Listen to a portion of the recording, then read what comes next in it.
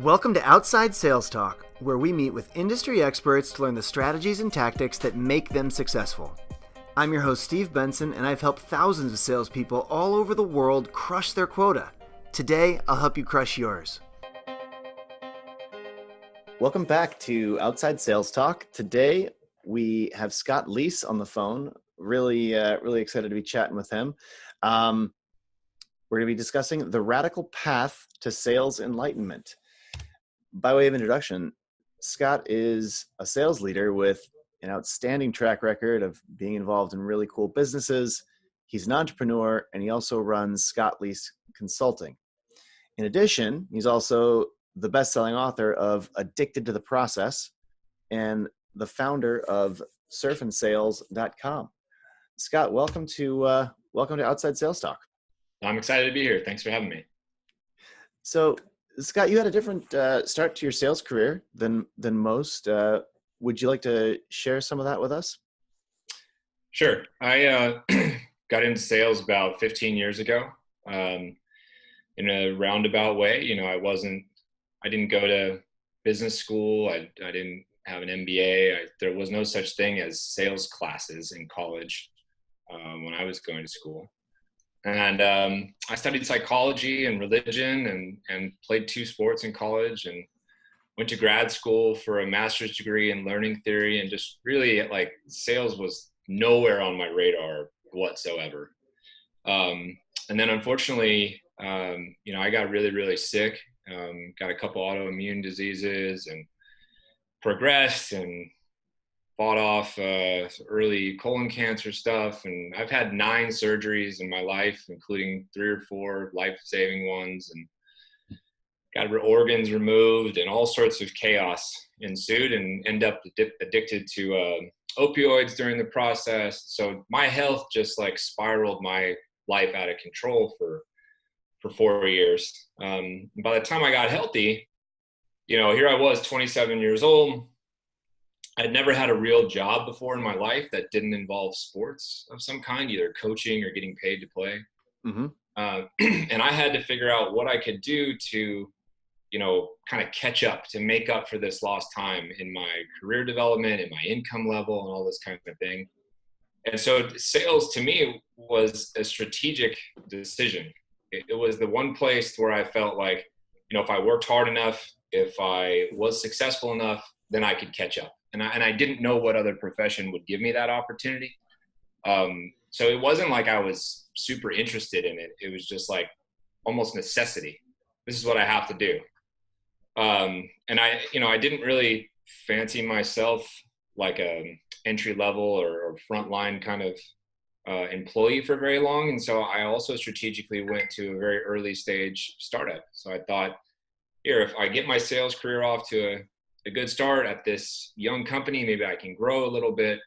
And that's exactly what happened. I went in, I did really well really early, got promoted to a sales manager role and then a senior sales manager role. And before you knew it, I'd only been working 1.5 years, and I had 70 people reporting to me in 2 different offices. And, for the better part of the last 15 years now, I've been building and scaling and advising sales organizations, as they kind of get off the ground. My niche has always been the sort of 0 to 20, 25 million ARR kind of sweet spot. And I've been with 6 startups, and 5 of them as a full-time operator went to, 20 plus million ARR in less than 3 years time. So I've always kind of been the guy that, founders call upon early and help you go from, 0 to 60 kind of thing.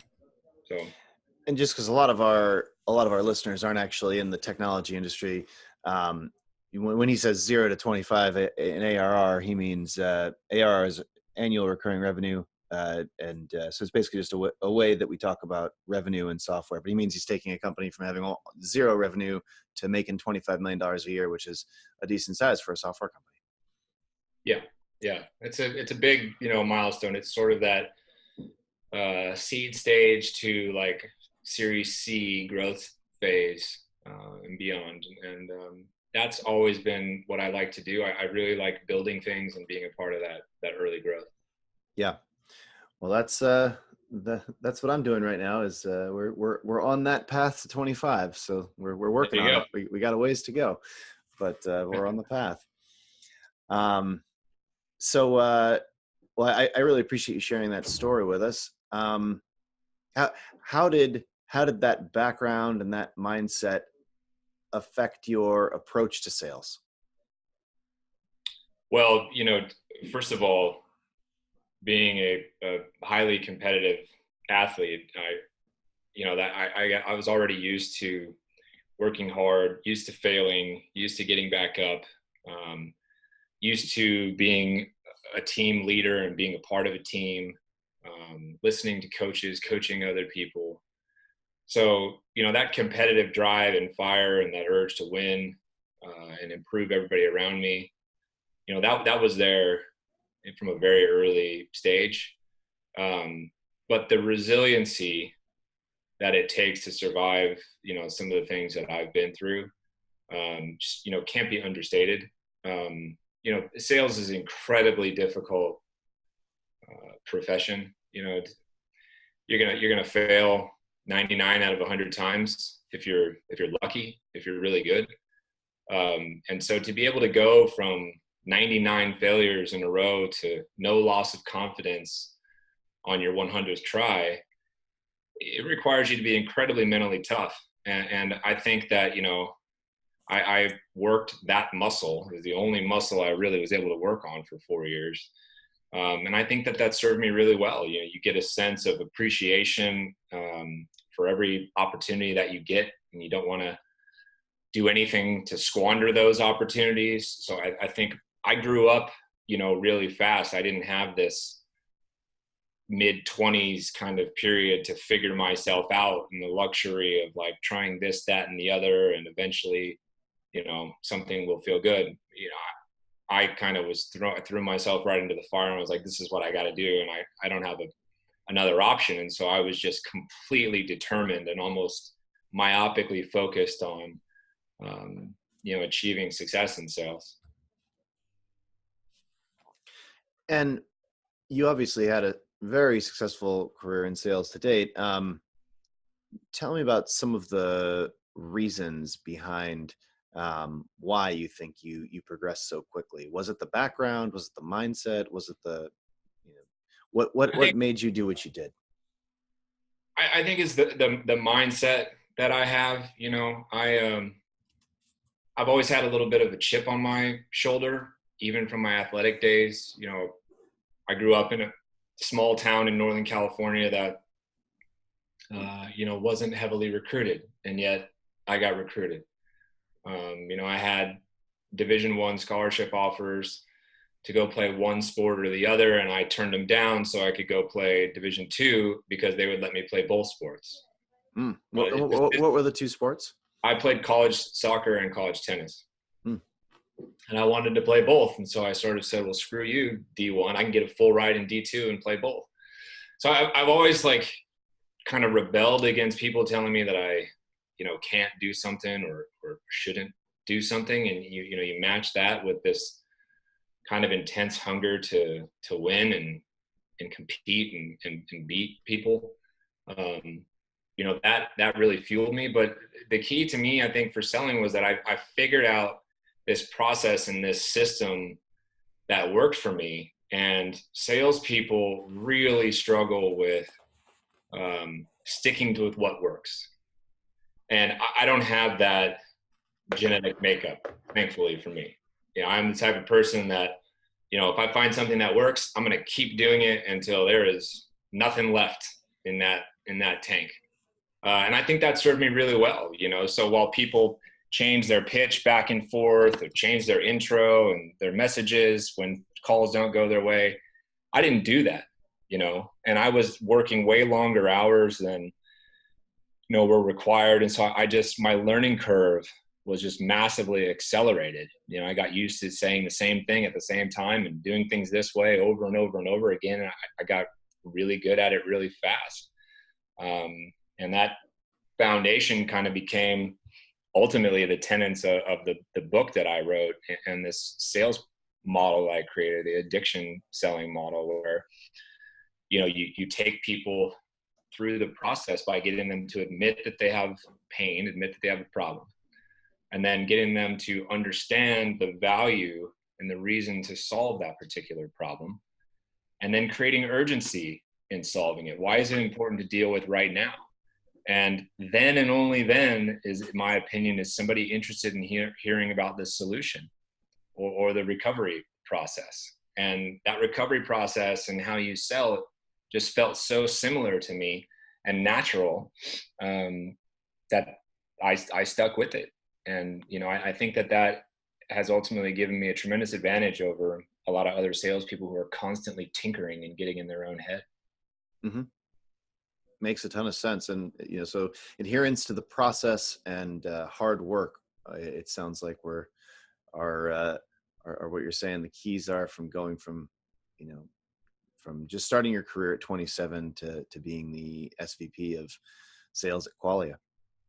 Yeah, I mean, I think certainly at the beginning, you're not going to experience the success you want if you don't put in the time and effort, and you don't have a really clearly defined process. You can't just flutter away trying this and that, and I would encourage anybody who's getting started in their career to find an organization that teaches a particular process and learn that process to a T.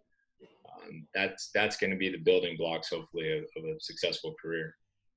Yeah, and that certainly was true in my case. I after business school, I went to IBM and did their year. They have or at least they had back in the day, a year-long sales training track where they were trying to kind of groom sales executives, and so it was a year long of it was basically a degree in selling from IBM, and learning that process was extreme. I mean, game changing for me to have that as the basis on which I was starting my sales career. Interesting. So you said time management techniques are nothing without confidence. What do you mean by this? Talk about that. Time management techniques are nothing without confidence. Well, you have to be confident in your ability to get things done fast in your decision making. So I manage my time by not squandering it over small, minor decisions, and even large decisions. I tend to try to make pretty fast. Information comes in, process information, talk to a couple people, get input from your teammates, make decision, move on, live with consequences if there are some. And I think that you have to be courageous on some level in order to operate that way. And if you can operate that way, you'll get a lot more shit done on a daily basis. I mean, I tease some people that I know about how long they make a decision to pick, one vendor over the next. It's like, dude, you haven't decided that yet? Or, one hire over the next. People take ages sometimes to hire a VP of sales. Mm-hmm. It's like, what are you doing? These people have been out there for a month, wondering what's going on. If I was them, I wouldn't work for you just because it took so long to make a decision. Yeah. So that's kind of what I mean. I think that's the more self-confident you are and the more you believe in yourself and the decisions you make, you're managing your time more effectively because of that. And you're therefore able to get more stuff done. And in your book, you talk about building the mindset to succeed. Could you talk about how that creates a better salesman? Well, I'm a firm believer that better people sell better. So what I mean by better people is, if I'm building or leading a sales organization, my job is to somehow teach the folks around me and lead them and enrich their lives a little bit. And a lot of that just starts with believing in them.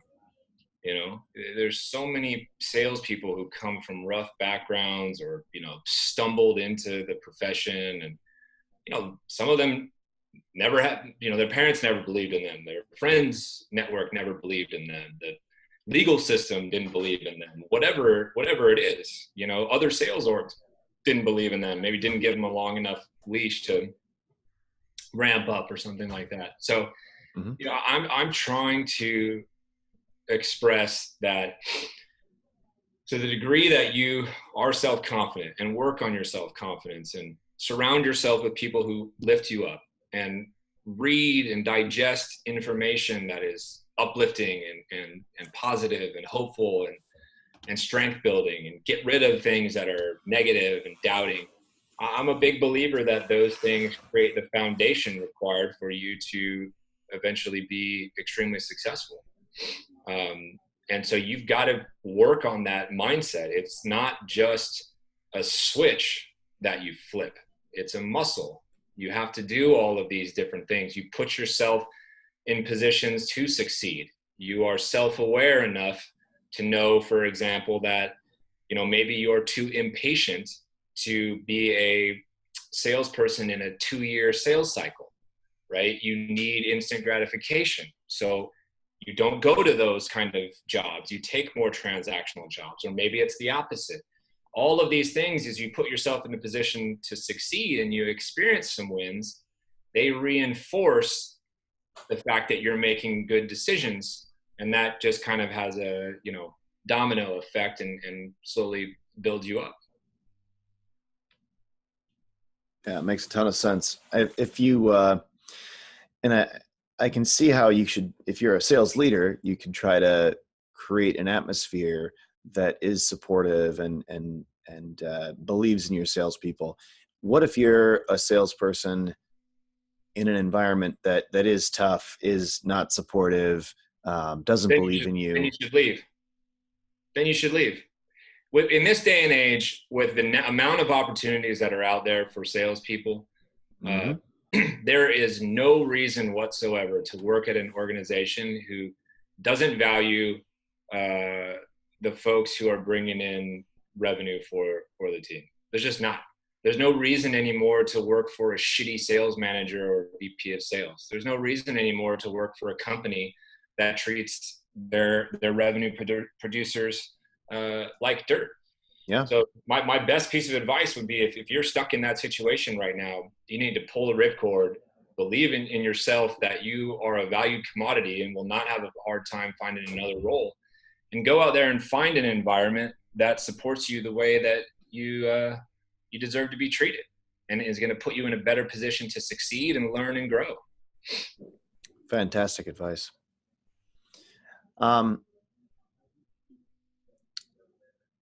You've talked a bit about the metaphor that you have with the sales process and addiction. Could we dive in more deeply about that? I think that's a really cool framework that I've never heard anyone put out there before. I'd love to hear you talk about that.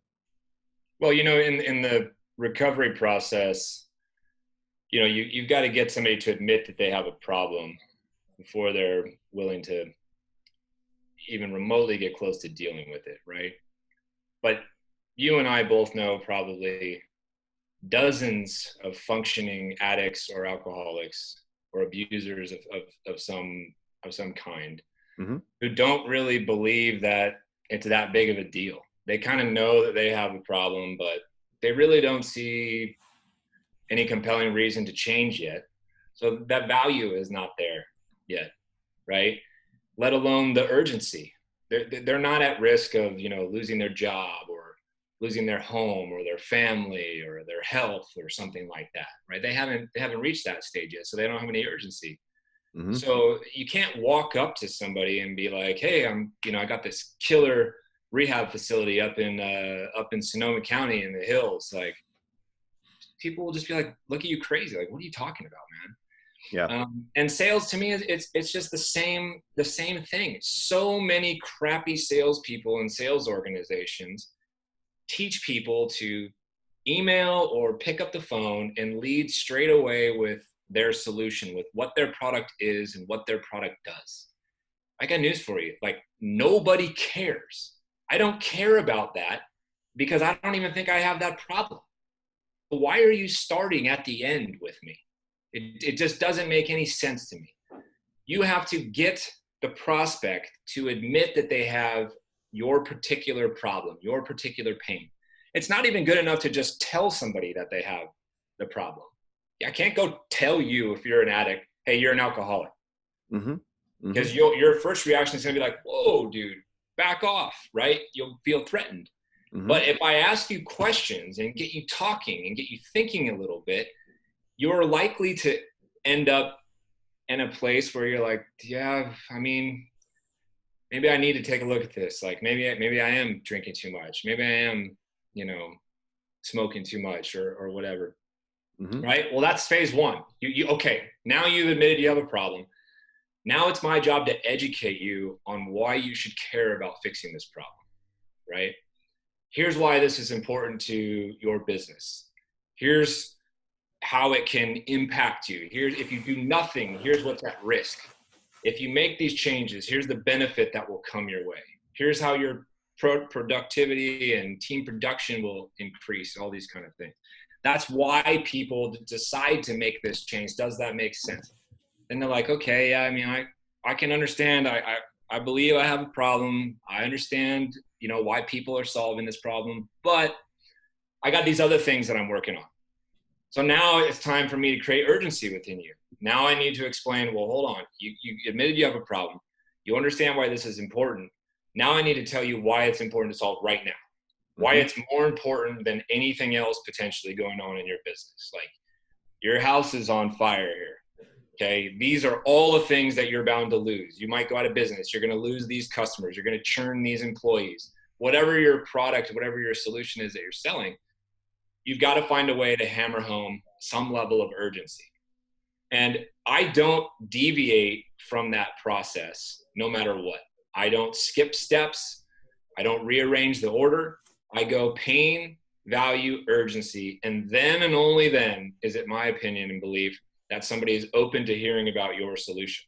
So I don't talk about my product until they've admitted pain, understand the value, and have a sense of urgency around it. And to me, it mirrors and matches up with the recovery process perfectly. Yeah, it's a really powerful framework. I think it works as well because it's really, really simple. Yeah. It's only 4 steps. It's words that are really familiar for salespeople and sales leaders. Mm-hmm. So I don't think it's difficult, to conceptualize. And, it has potentially an added benefit of there's a lot of salespeople that are half degenerates out there, so they can kind of relate to some of this stuff, Yeah. So you're a big surfer, and so, it's a big hobby for you. I had a VP of sales. I remember telling me, Benson, there's 2 types of sales guys. The good ones and the great ones. And good sales guys, they play golf on the weekends. The great sales guys are at home prospecting. And how do you balance and align your passion for surfing with a professional sales career? Do you have any tips for people how to live their best lives by getting to do the thing they love, but also be successful? Well, there's a lot to unpack in that whole sentence. When I was first getting started in sales, yes, I worked my butt off. I worked like 6 a.m. to 6 p.m. Monday through Friday. And I would even go in every single Saturday from 9 until 1:30 in the afternoon. But on those Saturdays, I always went surfing afterwards. And even a couple times during the week when the light was out and the traffic wasn't bad enough in San Francisco, I'd go after work.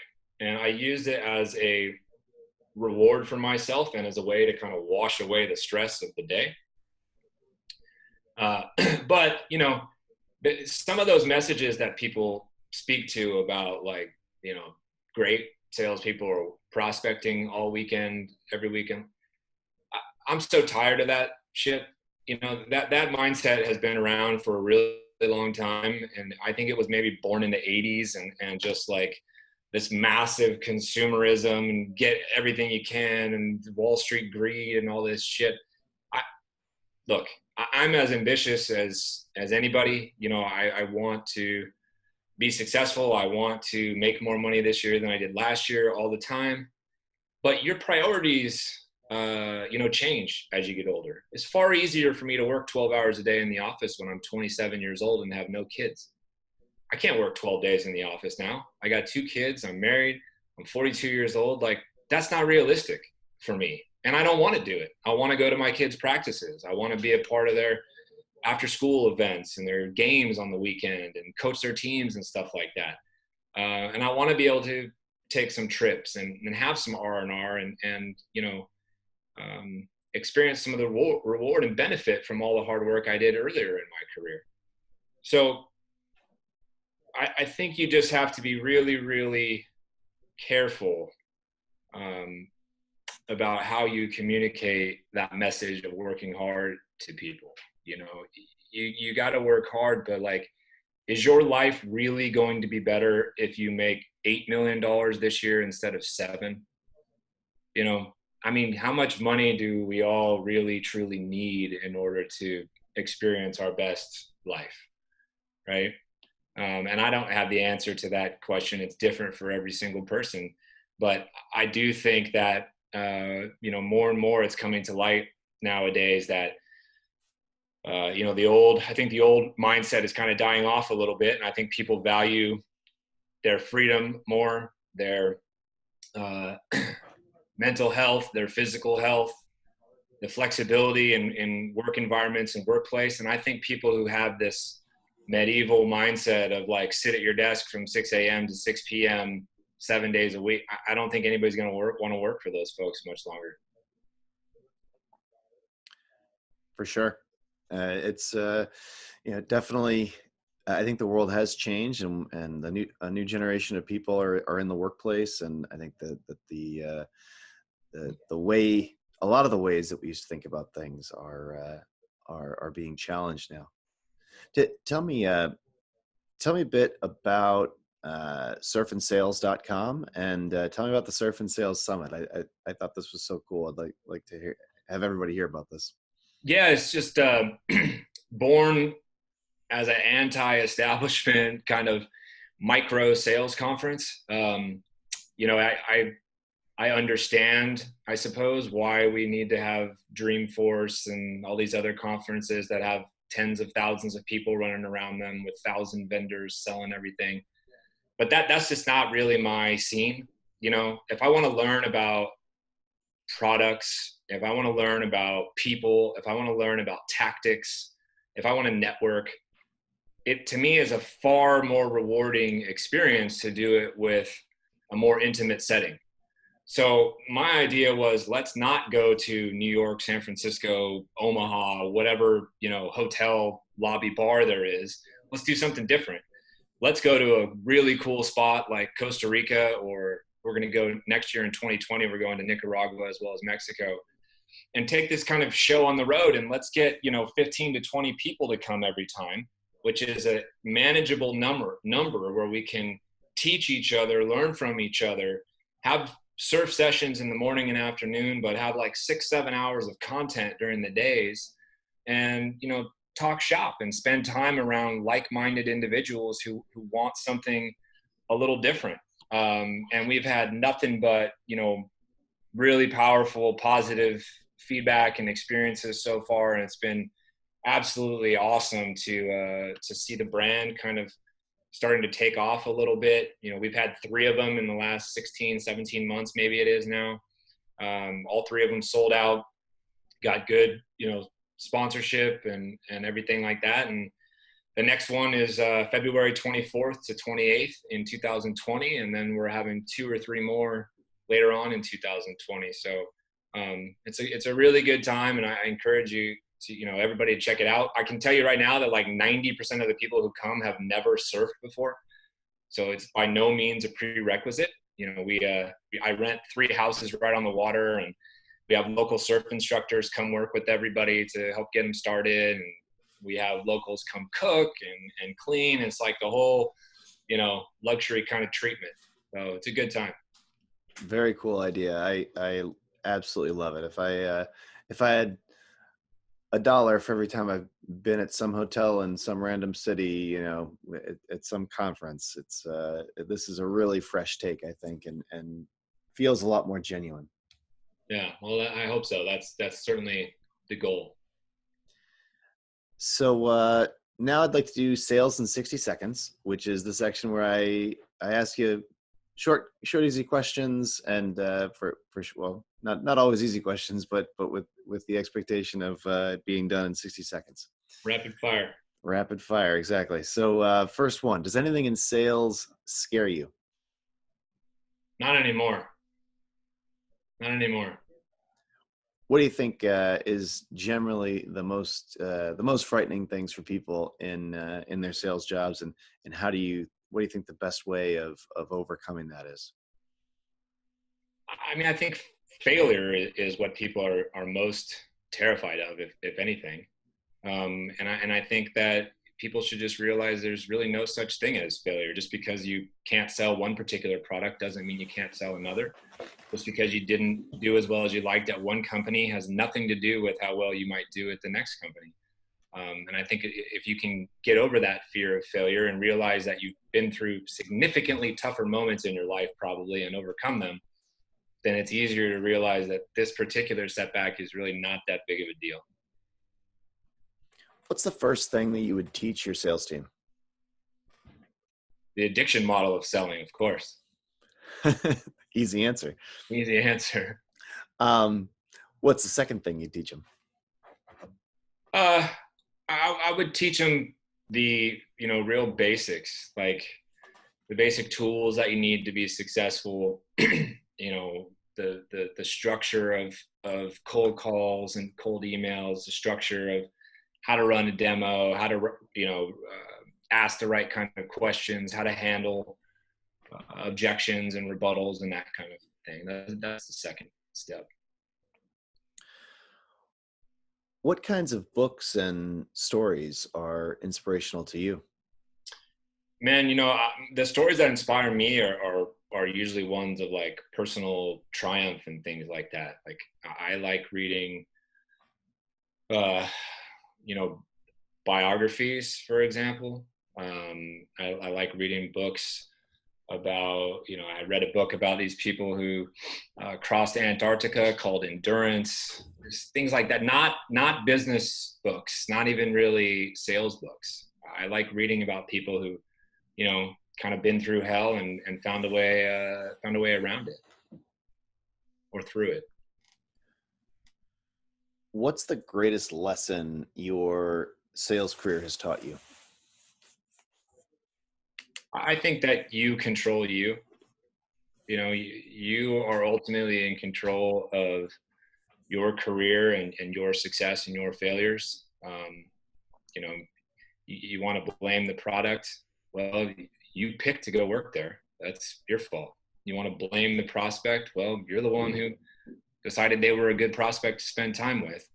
I think if everybody can just take, full ownership of their success and failures and stop pointing the finger at, other people or playing the blame game, I think, you realize that you ultimately are in control and you can do as well or as poorly as you allow yourself to do. You have a favorite surf spot? Favorite surf spot? I think I'm going to screw up the pronunciation, but Playa Asunchilo in Nicaragua. I went there with about 10 friends for a week a couple years ago. And I'm not kidding. The entire week, we didn't see anybody else on the whole couple mile stretch of beach. And so that place is kind of forever, etched in stone in my mind as like the best surf trip of all time. Awesome. Yeah. So as an actionable takeaway, what should the field salespeople that are listening today do as a first step towards developing their mindset to succeed?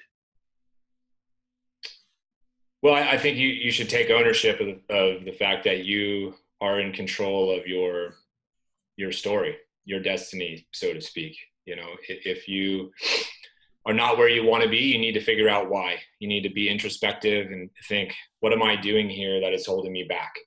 And if you're truly being held back by the folks around you or the organization you're in, then take control and find a new place to go. And work on your mindset, work on your confidence, you know, work on the relationships around you that should be uplifting and empowering you. Who are you learning from? Who's your mentor? You know, who's your support system? And then, you know, the second piece I'll add in is like, take a look at your sales process right now. And are you jumping straight ahead to pitching the product and features, the solution, before you're getting somebody to admit they have a problem, before they understand the value of that problem, before they have any urgency around it? And I wouldn't be surprised if a lot of people listening right now analyzed their current sales process and found a lot of fault and a lot of incongruencies with what I'm talking about. So I would encourage them to make that adjustment and talk about that adjustment with their organizations. Powerful message. Well, Scott, I'm going to try to go over my notes here and summarize what we've talked about and what you've taught people, because a lot of people can't take notes because they're driving around in their cars on the road. They're generally in field sales. So your book, Addiction to the Process, teaches adherence to the process of sales, and it teaches hard work. You believe that salespeople should manage their time by not squandering it, spending time, on little decisions, minor things. And there's a key message of being more confident in yourself and believing in yourself so that you can make those decisions and choices more efficiently. You said better people sell better, which I thought was a great quote. And what that means is, as a sales leader, it's important to believe in your reps. Maybe no one else has believed in them in the past, and that belief will make them better. You want to build a foundation of confidence for your reps so that they can become better and therefore sell better. In your book, you built a connection between addiction and sales, and you built a framework around this. You talked about how salespeople need to get the prospect to admit that they have a problem, get the prospect talking and thinking so that they can admit that they have a problem. And then the sales rep can move on to educating the prospect on the value that solving that problem would have to them. And then creating a sense of urgency. Sorry, I'm choking on myself here. And finally, after all that, after you've gotten them to admit they have a problem, that the problem is what the value of solving that problem is, and you've created that urgency, then you present your solution to the prospect. Really powerful framework. As a manager, you have to be careful about how you're communicating a message of working hard, because as a salesperson, you have to be conscious about keeping a work-life balance so that you can be sustainable in life. We talked about the Surf and Sales Summit, which mixes in surfing with sales education and personal development, and really cool, tight-knit small group having a micro conference somewhere awesome instead of the basement of a hotel in Boston. Not that there's anything wrong with Boston, but I've been to a conference there in the basement in the wintertime, and I was just like, what am I doing? Yeah, it's better. Yeah. So Scott, where can listeners read more about your work? How can they reach out to you? How can they be in touch? Yeah, so I run my own sales consulting firm. Its website is scottleaseconsulting.com. You can check out Surf and Sales at surfandsales.com. And I'm all over LinkedIn. You know, I post really regularly. I'm actually maxed out of connections. So if you try to connect with me, I won't be able to connect with you. But if you follow me, you can see the things that I write on there. And if you message me directly, I'm really good at getting back to people and just trying to generally be as helpful, as I can. But those are the best places to find me. Well, this has been a fantastic episode of the Outside Sales Talk. If any of the listeners out there can think of other sales reps that would benefit from learning what Scott's talked about today, share the love and forward this episode on to them. Scott, really appreciate you coming, and everybody take care, and until next time. All right. Thanks a lot, Steve.